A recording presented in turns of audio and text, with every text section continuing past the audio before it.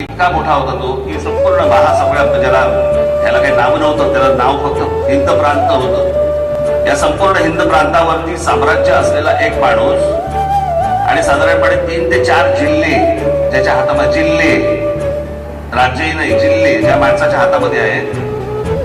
आग्र्यानंतर, सुटकेनंतर हा औरंगजेब बादशाह या आमच्या शिवछत्रपतींना मारायला आला. काय गरज होती त्याला? 4 जिल्ह्यांनी एक राजा, 4 जिल्ह्याचा राजा, काय फरक पडणार होता औरंगजेबाला? आला कशासाठी होतो?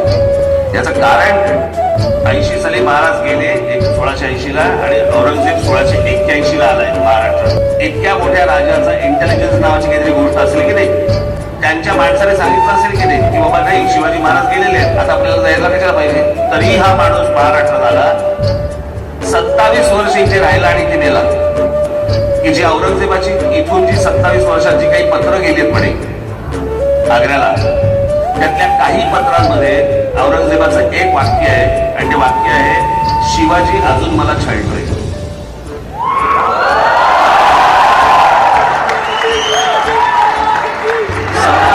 संभाजीराजे, राजाराम महाराज, तानाराणी साहेब, संताजी धनाजी, हे जे सगळे लढत होते, ही जी प्रेरणा होती, प्रेरणा, त्या प्रेरणेला तो शिवाजी म्हणत होता.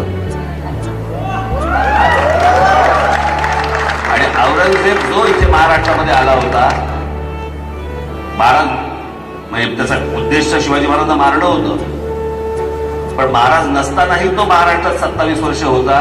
त्याला शिवाजी नावाचा विचार मारायचा होता, जो मेला नाही. 125 वर्ष आपण या हिंद प्रांतावरती राज्य केलेले आहे. 125 वर्ष